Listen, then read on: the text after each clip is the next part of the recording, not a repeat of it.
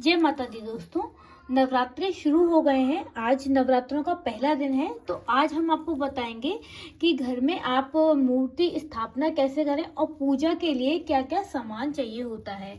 तो पहले हमने पट्टा लेकर रख लिया है और उस पर चुन्नी लगा ली है। अब इसी पर हम मूर्ति स्थापना करेंगे और एक चुन्नी उड़ाएंगे माता रानी को।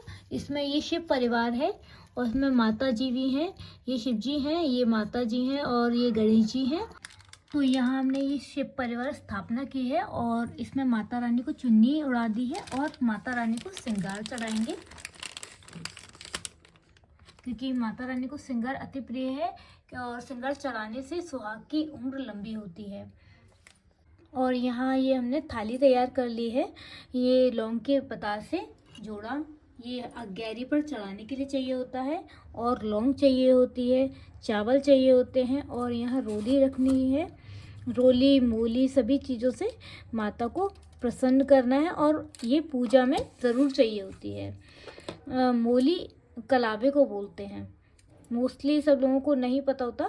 और नारियल अगर आपके पास गीला वाला नहीं है, पानी वाला, तो आप सूखा नारियल भी ले सकते हैं। और फल ज़रूर होना चाहिए, जैसे अगर आपके पास कोई सा भी फल हो तो आप फल ज़रूर चढ़ाएं माँ को। और कपूर चाहिए ये, और बतासे, ये अग्यारी पे चढ़ाने के लिए और माँ को प्रसाद के लिए भोग लगाने के लिए बतासे ही चाहिए होते हैं। चुन्नी उड़ाने के बाद, श्रृंगार चढ़ाने के बाद माता रानी को माला पहनाएं, फूल माला। ये सब चीज़ आपको मार्केट में आसानी से मिल जाएंगी।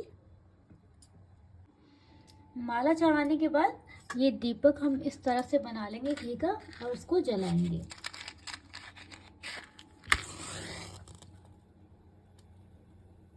माता रानी के नाम से ये दीपक जलाकर और माँ को आरती करेंगे। माता रानी को जब भी आप जल अर्पण करें तो जल को सादा ना रखें, उसमें थोड़ा दूध डाल दें, क्योंकि इससे माता बहुत प्रसन्न होती है। और सादा पानी कभी नहीं चढ़ता किसी भी भगवान पर, उसमें हल्का सा दूध या दही डाल लें और पुष्प डाल लें। और माता रानी को जब भी जल अर्पण करें तो पान के पत्ते से या अशोक के पत्ते से या फूल से करें, इस तरह से। तो पहले माता रानी का रोली हम गीली कर लेते हैं तिलक लगाने के लिए।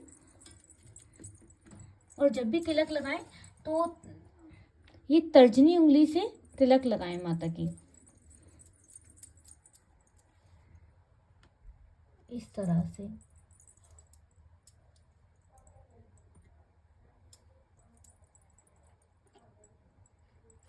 उसके बाद चावल लगाएं।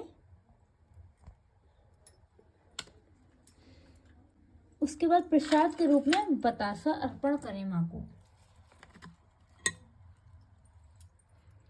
अब इस फूल से माँ को पानी अर्पण करें और माँ को कलावा भी चढ़ाएं।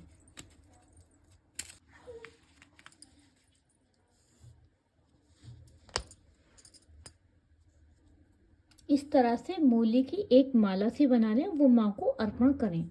उसके बाद अपने घर के जितने भी बच्चे, अपने भाने, कलावा, सभी लोग आप माता के प्रसाद के रूप में ये अपने आप सब लोग बांध लें कलावे को। उसके बाद माता को फल अर्पण करें, क्योंकि नवरात्रों में फलाहारी किया जाता है, अनाज नहीं लिया जाता, न खाने में न चढ़ाने में। और जब भी आप अग्यारी करें, अग्यारी करने के लिए आपको धूप चूरा चाहिए होता है। तो ये अग्यारी करने के लिए धूप चूरा ये लेना है आपको और घी लेना है, इस तरह से। और गोबर का जो कंडा आता है उसे आप गैस पर पका लें, उसके बाद उससे अग्यारी करें और उसमें आपको ये लौंग का जोड़ा चढ़ाना है, ये इस तरह से। और एक चीज़ याद रखें, अगर आपका बतासा फूट जाता है तो आप इस तरह से, अगर आप इस तरह से नहीं लगा पाते हैं बतासे को इस तरह से, तो आप सादा ऐसे बतासा लें और इस तरह से 2 लौंग के जोड़े इस तरह से भी चढ़ा सकते हैं नॉर्मली। तो ये हमने मार्केट से कंडी मंगाई है अग्यारी के लिए, और इसको हम मतलब अग्यारी के लिए इस कंडी को लेंगे और ये धूप चूरा और ये घी। और जो लोग जैसे अलग रहते हैं, फैमिली में नहीं रहते, जिनकी नई नई शादी हुई है, उनको पूजा करना नहीं आता, तो वो इस विधि विधान से आसानी से पूजा कर सकते हैं। और वैसे भगवान तो भाव के भूखे होते हैं, और किसी किसी को नहीं आती पूजा, तो वो इस तरह से पूजा कर कर भगवान को प्रसन्न कर सकते हैं और आसानी से ही भी ये पूजा कर सकते हैं। तो देखिए, हमने आपको पूजा की थाली भी बता दी आपको कि थाली में क्या क्या सामान होना चाहिए पूजा का, और यहाँ भगवान स्थापना करना भी बता दिया और श्रृंगार भी बता दिया। अगर आपको ऐसी वीडियो पसंद आती है हमारी, तो लाइक करें और शेयर करें, और हमारी नेक्स्ट वीडियो के लिए तैयार रहें, और बहुत जल्द आने वाली है।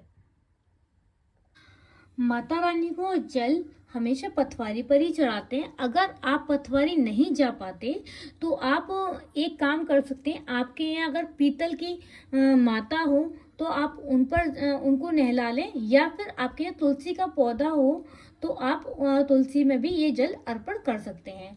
तो अगर आप तुलसी में और माता रानी को नहला रहे हैं, तो समझ लीजिए कि आपने पथवारी पर जल चढ़ा दिया।